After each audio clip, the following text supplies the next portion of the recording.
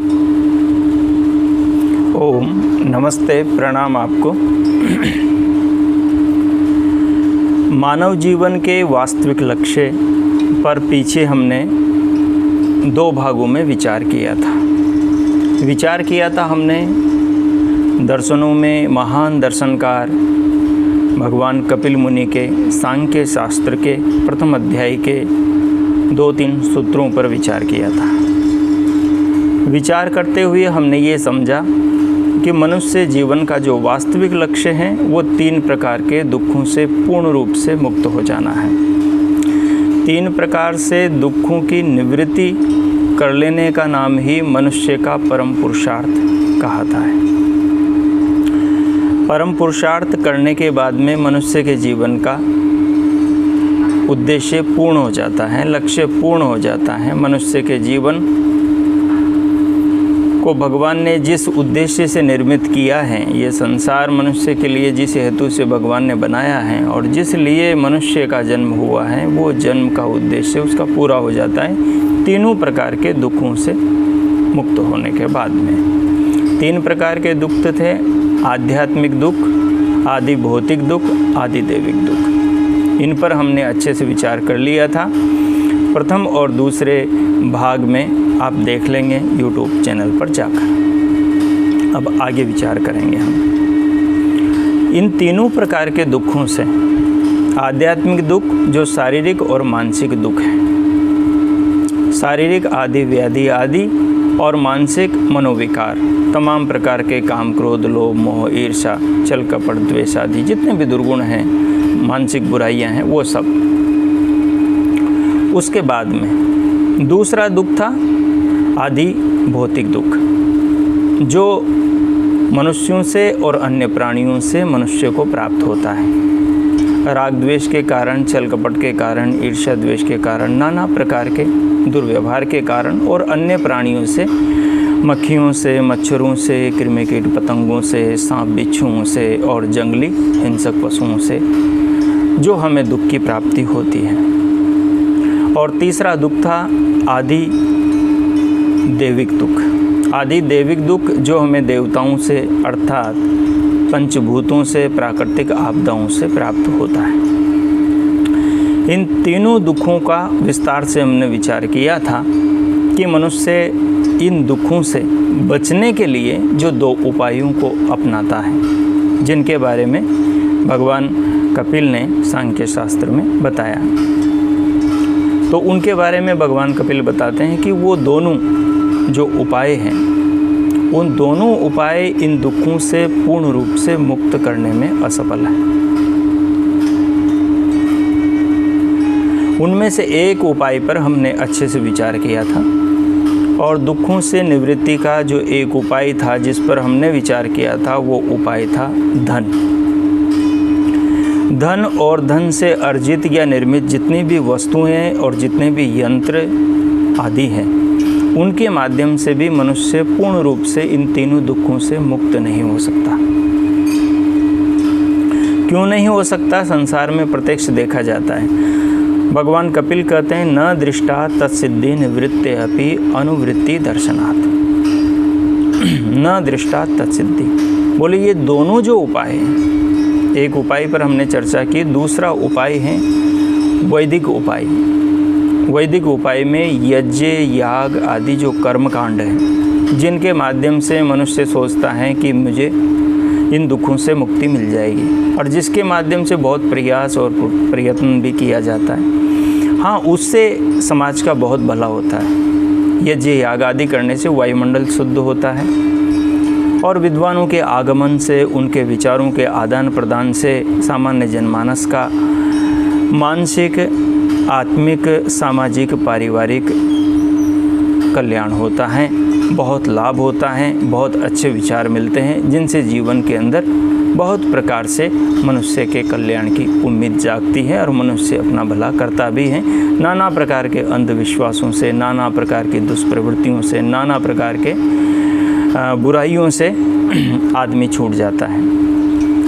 तो यज्ञ याग के अंदर जो विद्वानों का सत्संग आदि मिलता है, उससे काफ़ी लाभ होता है, लेकिन पूर्ण दुखों से मुक्ति, तो यज्ञ याग करने से भी नहीं होती।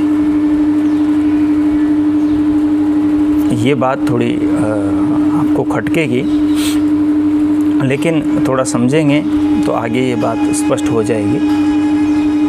यज्ञ याग आदि करने से हमें सुख प्राप्त होता है, सामाजिक वातावरण का, वायुमंडल का और वैचारिक सुख प्राप्त होता है, लेकिन इससे मुक्ति नहीं होती।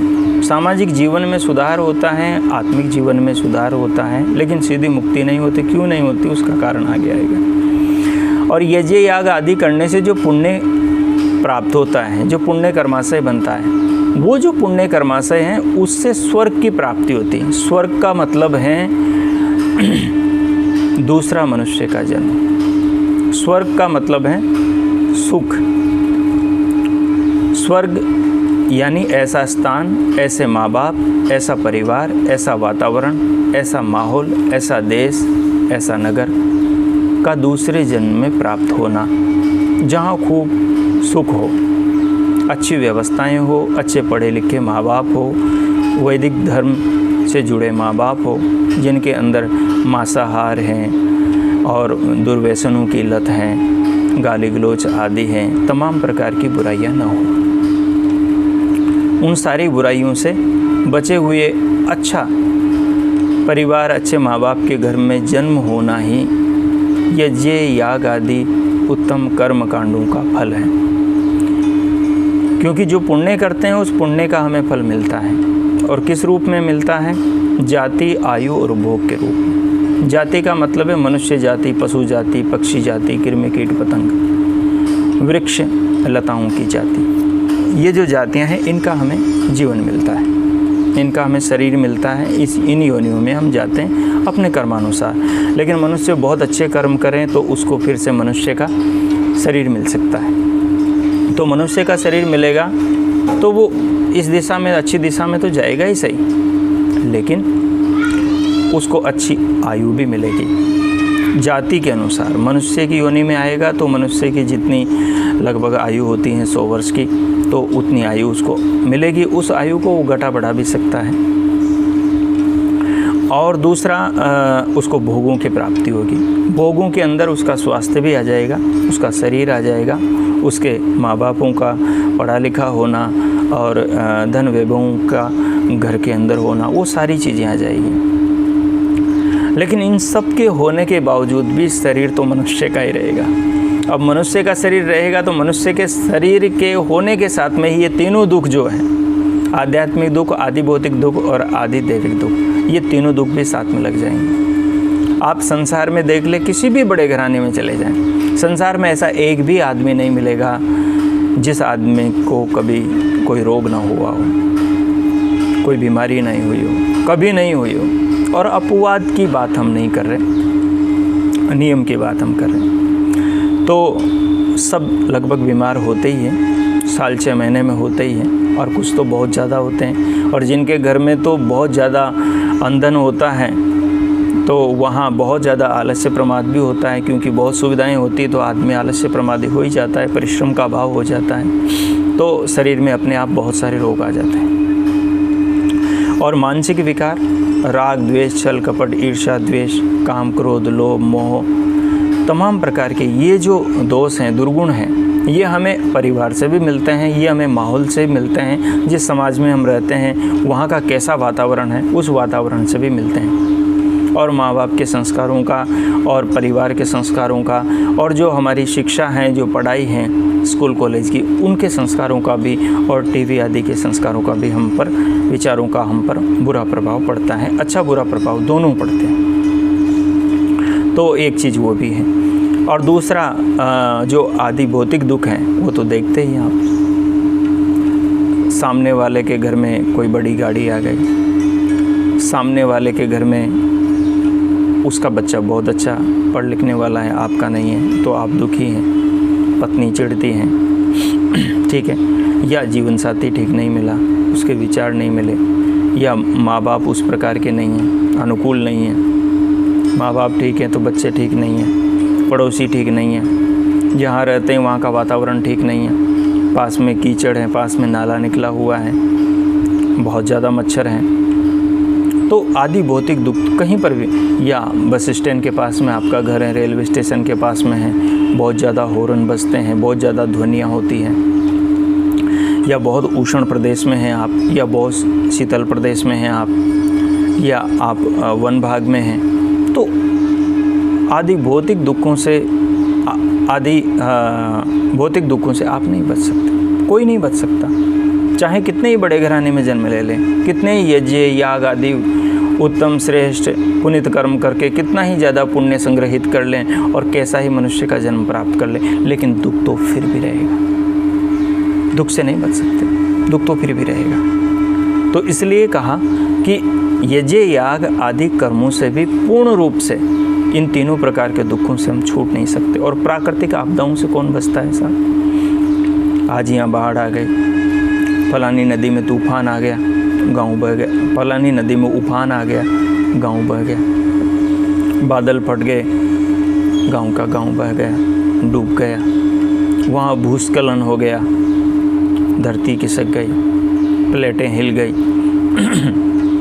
जोरदार तूफान आ गया, तो और भीषण गर्मी है, टेम्परेचर 50 को पार कर गया तो बहुत बुरी हालत हो जाएगी, या टेम्परेचर बहुत गिर गया तो बहुत ज़्यादा ठंड पड़ेगी।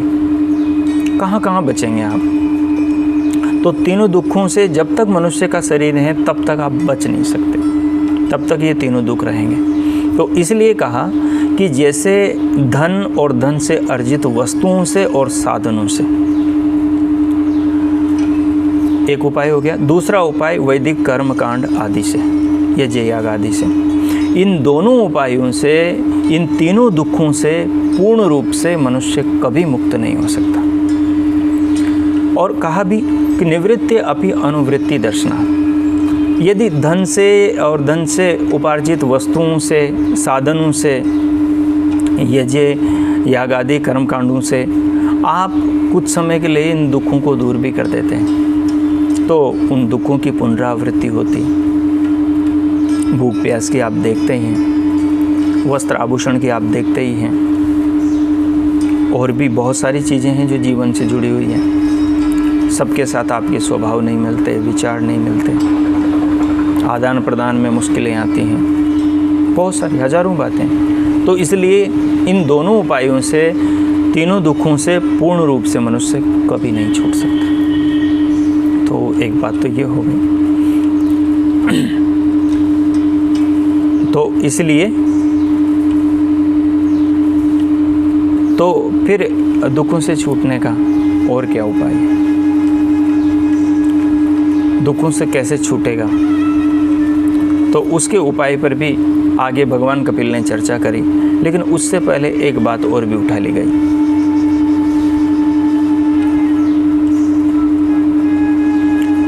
कि ये जो दुख हैं, तीनों दुख, इन तीनों दुखों से मुक्ति कब मिलती है? हमेशा के लिए, क्योंकि शरीर नहीं रहेगा तो दुख भी नहीं रहेंगे। लेकिन हम जानते हैं कि शरीर के अंदर ही तो इतना सुख है, शरीर के बाद में कहाँ दुख। पशु पक्षियों को आसपास देखते हैं, तो हमारी दृष्टि में इस शरीर के बाद वाली जो स्थिति है, एक तो अन्य योनियों वाली स्थिति है, एक उन सब योनियों से भिन्न जो एक ऊंची अवस्था है, मोक्ष की अवस्था, मुक्ति की अवस्था, उसके अंदर इन तीनों दुखों से आत्मा पूर्ण रूप से मुक्त होता है। अब सामान्य आदमी जिसने उस मोक्ष के नीचे के जो सुख हैं उनको चखा ही नहीं, वो तो उसकी कल्पना भी नहीं कर सकता। तो भगवान वेदव्यास जी ने वेदांत में एक सूत्र के माध्यम से थोड़ा सा आदमी को आभास कराने का प्रयास किया है। वो कहते हैं कि जिस प्रकार से समाधि और सुसुप्ति यानी निद्रा का जो सुख होता है ना, इन सुखों से कई गुना अधिक, जैसे सबसे निचला सुख निद्रा का, सुसुप्ति का सुख भोगा है ना आप सबने, निद्रा का हम सब आनंद लेते हैं। निद्रा के अंदर हम जो हैं वो हो जाते हैं, बस केवल वहाँ पर अज्ञान की, तमोगुण की एक परत चढ़ी रहती है, और उस परत के कारण से आत्मा के साथ अंतकरण का संबंध नहीं रहता। तो आत्मा वहाँ पर और कुछ नहीं जानता। हाँ, चित्त के अंदर तमोगुण का प्रभाव रहता है तो तमोगुण की वृत्ति बनी रहती, उस वृत्ति को आत्मा जानता रहता है निद्रा में, क्योंकि आत्मा हमेशा जानता है, जानना उसका स्वभाव है। आत्मा न सोता है न जागता है, सदैव जानता है। तो निद्रा को भी जानता है, जैसे जागृत को जानता है, स्वप्न अवस्था को जानता है, स्वप्न में जो घटनाएं घटती हैं उनको जानता है, और जागृत में सुबह से शाम तक जो घटनाएं घटती हैं उनको जानता है। वैसे ही सुषुप्ति काल में, निद्रा काल में जो उसे अनुभव होता है उसे अनुभव करता है। जैसे सुबह उठने के बाद में हम उस अनुभव को अपने मित्रों के साथ में, स्वजनों के साथ में बांटते हैं, कहते हैं रात तो मुझे इतनी अच्छी नींद आई, इतनी बढ़िया नींद आई। आखिर क्या होता है निद्रा के अंदर? निद्रा के अंदर जो जागृत की स्थिति होती है और जो स्वप्न की स्थिति होती हैं, वो दोनों स्थितियों से आत्मा एक भिन्न स्थिति में चला जाता है। उस अवस्था में, निद्रा अवस्था के अंदर आत्मा शरीर से और शरीर से संबंधित जो संस्कार है उनसे एकदम अलग हो जाता है, क्योंकि निद्रा की अवस्था में आत्मा परमात्मा के गोद में होता है, हृदय आकाश में होता है, परमानंद के सानिध्य में होता है, तो आनंदित होता है। निद्रा के अंदर आत्मा को न ये पता होता है कि वो स्त्री है, न ये पता होता कि वो पुरुष है, न ये पता होता है कि वो गरीब है न अमीर है, न वो न्यूनांग है न पूर्णांग है, न वो सुंदर है न कुरूप है, न वो किसी कर्ज के अंदर दबा हुआ है, कर्जे में डूबा हुआ है, और न ही वो बहुत बड़ा दानी है जिसका उसको अभिमान हो। निद्रा के अंदर ये भी पता नहीं होता उसको कौन सा रोग है, कौन सी बीमारियां हैं, चाहे आदमी कैंसर का मरीज ही क्यों ना हो, दुनिया भर की हजारों चिंता हो, चाहे हॉस्पिटल में मृत्यु शैया पर ही क्यों न लेटा हो, लेकिन निद्रा आ गई तो तमाम प्रकार के दुखों से मुक्त हो जाता है, सबसे अलग हो जाता है। चाहे वो जेल में बैठा हो, जेल में बंद हो, चाहे वो जंगल में हो, चाहे वो नरभक्षी पशुओं के बीच में हो, चाहे वो आतंकवादियों की कैद में हो, चाहे वो बंदूकों के नोक के सामने खड़ा हो, लेकिन निद्रा आ गई तो उस निद्रा के अंदर तमाम प्रकार के दुखों से मुक्त हो जाता है। आत्मा जो है उस स्थिति में चला जाता है, लेकिन निद्रा की वृत्ति के कारण से, तमोगुण के प्रभाव के कारण से वो उस समय स्वयं को नहीं जान पाता। तो कहा वो जैसा सुख है, निद्रा के बिना हम कोई नहीं जी सकते, कोई नहीं जी सकते।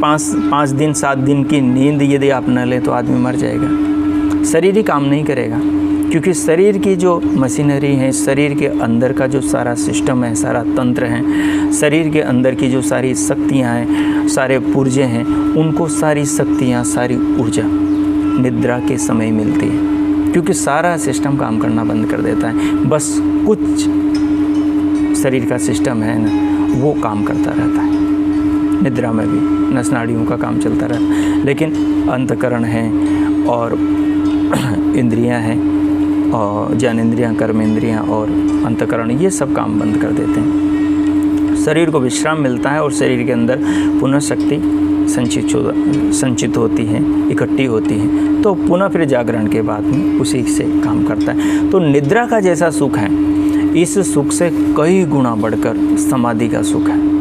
निद्रा में आत्मा अचेत होता है, समाधि में आत्मा सचेत होता है। निद्रा में आत्मा मूर्छित होता है, तमोगुण से ग्रसित होता है, और समाधि में आत्मा सत्वगुण से प्रभावित होता है, सत्वगुण से युक्त होता है।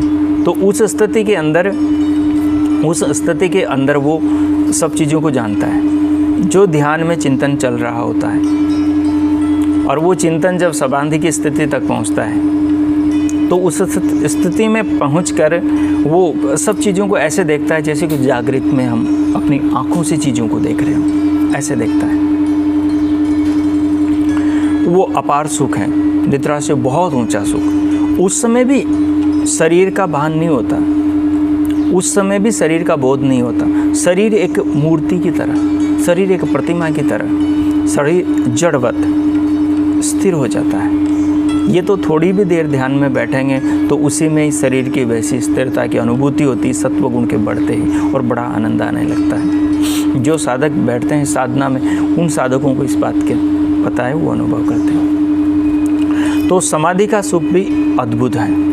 और उस समाधि के अंदर जब उसे अपनी आत्मा का साक्षात्कार, भगवत सत्ता, प्रभुदेव परमेश्वर की कृपा से होता है, तो उस समय उसके आनंद की कोई सीमा नहीं होती। और जब परमात्मा की कृपा से परमानंद की अनुभूति होती है, विधाता के स्वरूप की अनुभूति होती है, विधाता के आनंद का आस्वादन करता है, उसका आनंद का रस लेता है, तो वो बड़ा ही अद्भुत होता है। उसको मोक्ष कहा गया है। उस अवस्था तक पहुँचते पहुँचते उससे पूर्व संप्रज्ञात समाधि की जो आरंभिक 2-3 अवस्थाएं हैं, उनमें जाते जाते ही जो संप्रज्ञात की अंतिम अवस्था है,